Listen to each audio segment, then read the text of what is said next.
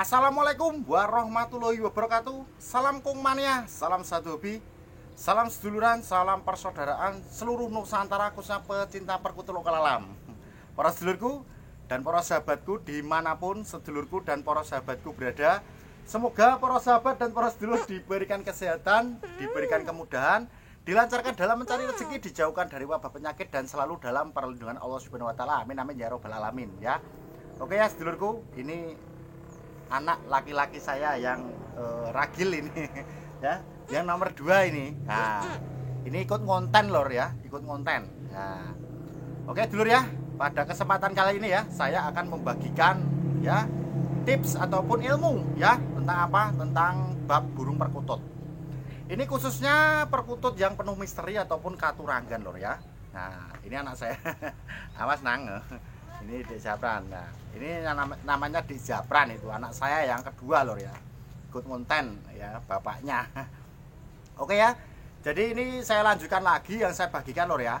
Jadi begini lor ya. Ini intinya hal sepele, tapi kadang ini dulur-dulur dan para sahabat tidak memperhatikan ya. Jadi begini, perkutut ya, khususnya ini perkutut lokal yang saya jelaskan ya. Perkutut kalau sudah nyaman di sangkarnya ataupun rumahnya yang ditempati ya, kan kita merawat burung perkutut paling enggak ada sangkar ya, itu untuk rumah untuk singgahnya burung perkutut khususnya lokal ya. Jadi kalau sudah nyaman itu saran saya itu jangan digonta-ganti sangkarnya ya. Padahal itu hal sepele, tapi mengakibatkan fatal dan dampaknya itu kurang bagus. Nah, seperti itu ya. Jadi mulai sekarang, dari detik sekarang kita harus memperhatikan seperti itu. Apalagi kalau kita sudah tahu bagaimana kok dampak dari kok perkutut tatanya kurang bagus kalau dipindah gonta-ganti sangkar. Nah, ini saya akan membagikan, ini ada empat dampak yang sekiranya kurang bagus. Nanti dulur-dulur kalau emang ingin mencoba ya silahkan ya. Dampaknya ini ya. Jadi pertama, perkutut itu menjadi giras ya. Kok saya mengatakan perkutut menjadi giras? Kan begini lor ya. Karena perkutut itu kalau sudah nyaman di dalam sangkarnya, terus kita pindah, tentu saja perkutut tadinya itu tenang ya. Tadinya itu tidak giras, terus kita pindah ke sangkar yang satunya, itu perkutut menjadi giras. Coba saja kalau nggak percaya ya. Itu khususnya lokal ya. Tapi yang saya maksud ini yang ada katurangganya ataupun yoni yang masuk di dalam tubuh burung perkutut. Ini yang saya jelaskan ya. Jadi tidak perkutut khusus gacoran, tidak, tapi yang ada katuranggan. Nah, jadi kalau sudah nyaman di sangkarnya yang pertama, ya udah jangan digonta-ganti. Tuh ya yang pertama. Terus yang kedua, dampak kurang bagus burung perkutut kok digonta-ganti sangkar, itu perkutut gak mau bunyi alias macet. Jadi tadinya burung perkutut itu kan gacor, dor, wire ya. Setelah kita mengganti sangkarnya, lah itu nanti burung perkutut akan intinya macet ataupun gak mau mengeluarkan suara seperti pas sebelumnya burung perkutut gacor, wire. Nah, terus kita mengganti sangkar karena kita baru beli sangkar yang bagus, kita ganti. Jadi perkutut itu tidak perlu yang sangkar sekiranya harus bagus, harus mulu-mulu bagus, tidak. Yang penting sangkar itu ya, yang penting pertama sangkar itu kuat. Ya, yang penting rajut. Ya seperti kalau ada ya Mataram-Mataraman itu enggak masalah. Ya, yang penting tidak kotak. Karena perkutut itu kan klasik ya, jangan kotak ya, ya rajut lah. Seperti itu, enggak apa-apa ya itu. Terus itu yang kedua. Terus yang ketiga, dampak yang kurang bagus kalau perkutut itu digonta-ganti sangkar, itu suasana rumah itu tidak nyaman. Jadi suasana yang kita tinggali lor ya, itu tidak nyaman. Ya intinya ya gerusa-gerusu. Intinya keadaan itu kayak bingung gitu. Karena apa? Kok kita bisa merasakan bingung? Karena dampak dari yoni yang masuk di dalam burung perkutut itu menyebabkan itu kayak apa ya? Kalau kita ganti sangkarnya itu intinya nanti dampaknya si pemilik sama keluarga kita. Jadi tentu saja rumah yang kita singgahi itu tidak nyaman. Jadi yang tidak nyaman itu tidak cuma perkututnya, orang yang memeliharanya ataupun pemiliknya itu ya tidak nyaman juga. Nah itu harus diperhatikan dari sekarang loh ya. Nah itu penting, karena apa?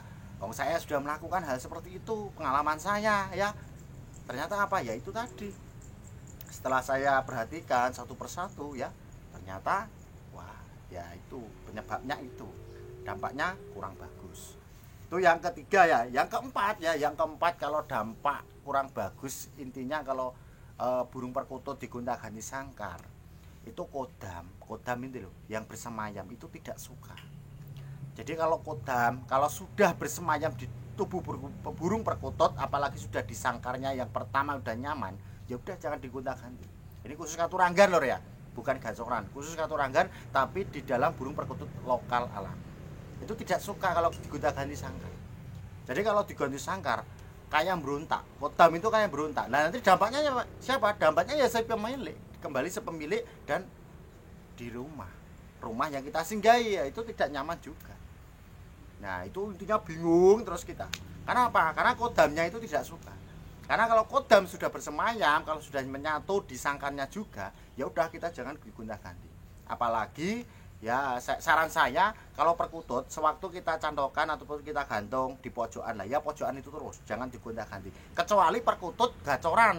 Perkutut gacoran ya saya mas itu perkutut buat lomba kan ada toh. Perkutut lokal yang buat lomba itu ada. Nah itu digonta-ganti sangkar, digonta-ganti cantokan itu enggak masalah, itu enggak pengaruh. Tapi yang saya sebut ini perkutut yang khususnya Katuranggan. Katuranggan ya, soalnya Satrio Pinayungan, Banyumili kan Katuranggan seperti itu. Jadi Katuranggan itu kan yoni yang bersemayam di tubuh burung perkutut. Jadi intinya itu loh ya. Jadi kita bisa membedakan kalau perkutut itu Katuranggan itu yang bagaimana kita penempatannya. Kalau perkutut gacoran nggak usah kita bahas untuk penempatan. Jadi kalau perkutut gacoran itu penempatan dimanapun bisa ya, di depan rumah, di dalam rumah itu tidak masalah karena gacoran ya. Jadi nggak pengaruh apapun. Itu dulu ya.